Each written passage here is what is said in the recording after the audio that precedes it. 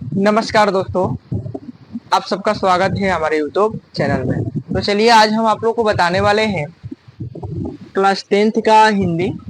और हिंदी में जो है गोधली पढ़ाने वाले हैं। और गोधली में हम लोग को लगभग 24 चैप्टर पढ़ने हैं, जिसमें से पहला चैप्टर है श्रम विभाजन और जाति प्रथा। श्रम विभाजन और जाति प्रथा, जिसे लिखे हैं B.R. अम्बेडकर, यानी डॉक्टर भीमराव अम्बेडकर। देखिए, श्रम विभाजन और जाति प्रथा का अर्थ क्या होता है।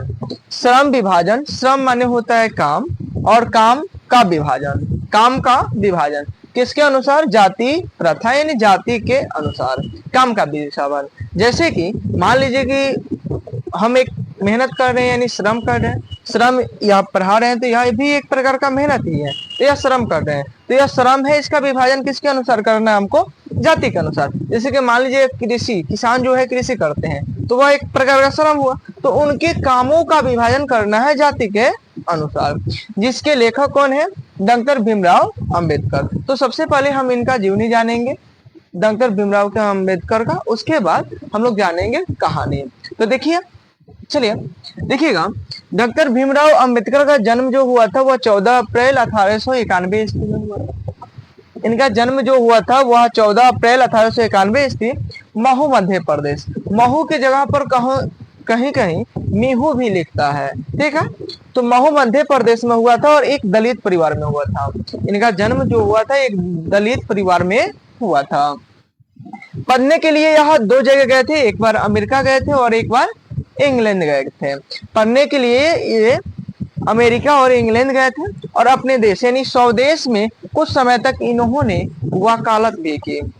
कुछ समय तक इन्होंने स्वदेश में वकालत भी की थी। जीवन के प्रमुख प्रेरक व्यक्ति 3 थे। इनके प्रमुख प्रेरक व्यक्ति जो थे वह 3 थे। कौन कौन? बोध, कबीर और ज्योति फूले। यह जो थे इनके प्रेरक व्यक्ति थे, यानी इनसे प्रेरणा मिली। किनको? तो B.R. अम्बेडकर यानी डॉक्टर भीमराव अम्बेडकर को। इनका अन्य नाम देखिएगा, बाबा साहब, इनको बाबा साहब भी बोला जाता है। संविधान निर्माता यानी संविधान के निर्माता भी कहा जाता है, या संविधान के जनक। बाबा भीमराव अम्बेडकर या संविधान निर्माता या संविधान के जनक भी कहा जाता है। किन्हें? तो डॉक्टर भीमराव अम्बेडकर को। प्रमुख रचनाएं, इनकी प्रमुख रचनाएं देखिएगा बहुत ही महत्वपूर्ण है और पूछा गया है, बहुत सारे परीक्षाओं में पूछा गया है आपसे। The caste in India, the caste in India most important VBI है और BM भी है। The caste in India, their mechanism, Buddha and his, annihilation of caste, annihilation of caste, annihilation of caste, caste से ही हम बना हुआ है श्रम विभाजन एवं जाति प्रथा। यह जो था यह एक इंग्लिश बुक था, जिसका हिंदी रूपांतरण ललई सिंह यादव ने किया है। एनिहिलेशन ऑफ कास्ट का हिंदी रूपांतरण जो है वह किसने किया है? ललई सिंह यादव ने किया है। इनकी मृत्यु जो हुआ 30 दिसंबर 1956 ईस्वी दिल्ली में हुआ था। इनका मृत्यु कब हुआ था? 30 दिसंबर 1956 दिल्ली में हुआ था। और इनके संपूर्ण वाङ्मय 21 खंडों में प्रकाशित हुई है। इनके संपूर्ण वाङ्मय जो है वह कितने खंडों में प्रकाशित हुई है? 21 खंडों में प्रकाशित हुई है। और कौन करता है? तो भारत सरकार का कल्याण मंत्रालय। यह प्रकाशन कौन करता है? भारत सरकार का कल्याण मंत्रालय। तो चलिए अब आप लोग से हम कुछ प्रश्न पूछ ले रहे हैं, यदि आप इसका स्क्रीनशॉट लेना चाहते हैं तो ले सकते हैं। चलिए आपसे हम प्रश्न पूछ रहे हैं, श्रम विभाजन एवं जाति प्रथा के लेखक कौन है? B.R. अम्बेडकर। इनका जन्म कब हुआ? 14 अप्रैल 1891। कहाँ हुआ? महू मध्य प्रदेश। किस परिवार में हुआ? दलित परिवार में। यह पढ़ने के लिए कहाँ कहाँ गए? इंग्लैंड और अमेरिका। इन्होंने स्वदेश में भी कुछ समय के लिए क्या किया? वकालत। इनके प्रेरक व्यक्ति कौन कौन थे? तो बोध, कबीर और ज्योति फूले। इनके संपूर्ण वाङ्मय जो है कितने खंडों में प्रकाशित है? 21 खंडों में। कौन करता है? भारत सरकार के कल्याण मंत्रालय। एनिहिलेशन ऑफ कास्ट का हिंदी रूपांतरण किसने किया? ललई सिंह यादव ने। तो आशा करते हैं यह आप लोगों को समझ में आया हो, स्क्रीनशॉट ले लिए होंगे। चलिए अब आगे का प्रोसेस आप लोग को बताया जा रहा है। इस कहानी को आप लोग ध्यान से, इधर जो है भीमराव अंबेडकर है और इधर जो है जातिवाद के पोषक हैं। सबसे पहले हम लोग समझेंगे कि जाति प्रथा क्या होता है। जाति प्रथा क्या होता है? जाति प्रथा का मतलब होता है कि जात के अनुसार आपको बांटना। जैसे कि हम पंडित हैं, आप नीच जात के हैं, तो आप हमारे साथ खाना नहीं खा सकते हैं, आप हमारा बराबरी नहीं कर सकते हैं। अगर हम कुर्सी पे खा रहे हैं तो आपको नीचे खाना होगा। यह है जाति प्रथा, यानी जाति के अनुसार लोगों को बांटना। जाति के अनुसार लोगों को बांटना ही जाति प्रथा कहलाता है। क्या कहलाता है? जाति प्रथा कहलाता है। जैसे कि मान लीजिए कि सरकार कह दे कि जितने भी राजपूत हैं वह रेल चलाएंगे, तो हम लोग कहाँ जाएंगे? अगर बोल दे कि जितने भी पंडित हैं वह शिक्षक बनेंगे, तो हम लोग कहाँ जाएंगे? यानी जाति के अनुसार ही लोगों को बांट देना ही जाति प्रथा कहलाता है। उसके बाद जाति प्रथा के बाद है श्रम विभाजन। देखिए, श्रम विभाजन गलत है। श्रम विभाजन का मतलब श्रम, जाति के अनुसार काम को बांटना, जाति के अनुसार को काम को बांटना। तो जब हम लोग ये जातिवाद के पोषक चचा लोग से पूछते हैं कि चचा लोग, जाति तो ठीक है, आप लोग जाति बात दिए, बहुत अच्छा है जाति, लेकिन आप लोग जाति के अनुसार श्रम इन कार्यों को क्यों बांट रहे हैं? तो चाचा बोल रहे हैं लोग कि देखिए, जब तक श्रम को जाति के अनुसार नहीं बांटा जाएगा तो बताइए बाल कौन काटेगा? यानी नाई ही बाल काटेगा, लकड़ी का काम कौन करेगा? शर्मा जी ही जो करेंगे, नाली कौन साफ करेगा? तो यह जो है लोगों में एक मानसिकता है जो कि बहुत ही बेकार है। क्योंकि आप कार्य अपना कीजिए, मान लीजिए कि वो अच्छे हैं, अच्छे से पढ़े लिखे हैं, तो वो आपके नाली साफ करने नहीं जाएंगे।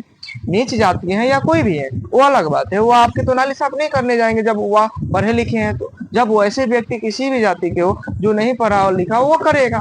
तो ये लोग कह रहे हैं, देखिए श्रम विभाजन भी एक लेखा से ठीक है, लेकिन ऐसा नहीं कि आप नाई हैं तो बाल ही काटिएगा, दूसरा कार्य नहीं कीजिएगा। आप पंडित हैं तो शादी ही कराइएगा, दूसरा कार्य नहीं कीजिएगा। तो यह गलत है। लेकिन ये लोग कहते हैं कि यह नहीं रहेगा तो कार्य कौन करेगा? तो कहीं थोड़ा थोड़ा अच्छा है, लेकिन हमेशा कहते अच्छा नहीं है।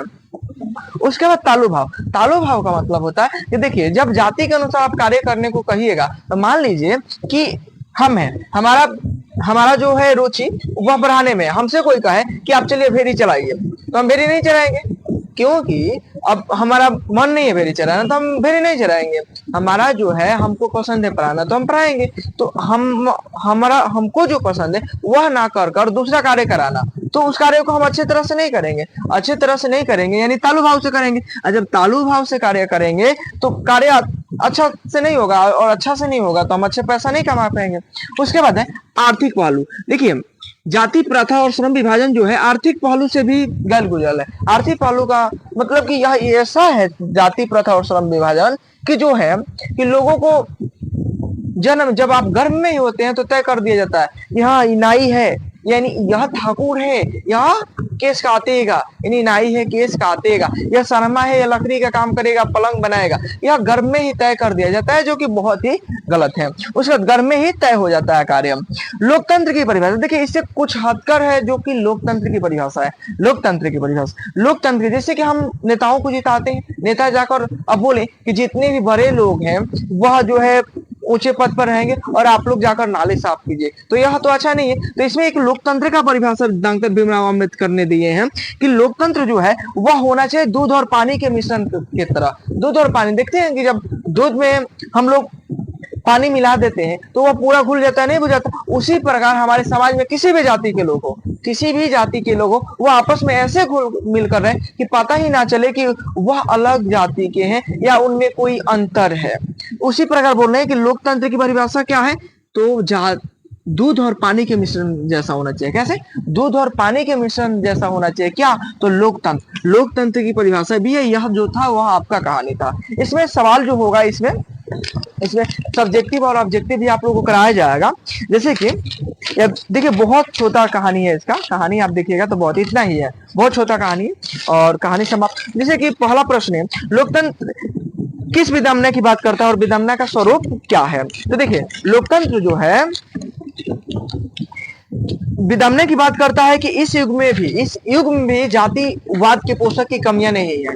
यानी जातिवाद के पोषक की कमियां नहीं है कि हम ये जाति के हैं, हम ये जाति के हैं। उससे आप क्या करना है, आप क्या करते हैं यह मायने रखता है। आप किस के जाति के हैं यह मायने नहीं रखता। मान लीजिए कि हम नहीं कमा रहे हैं, नहीं कमा रहे, हम किसी भी जाति के हैं, तो हमारे जाति वाले तो देंगे नहीं खाने के लिए, तो जाति मान्य नहीं रखता है। तो आशा करते हैं यह वीडियो आप लोगों को बहुत अच्छा लगा होगा। वीडियो अच्छा लगा होगा तो वीडियो को लाइक कीजिएगा, शेयर कीजिएगा, और आप हमारे चैनल पर पहली बार आए होंगे तो चैनल को सब्सक्राइब और बेल आइकन को प्रेस करना नहीं भूलिएगा।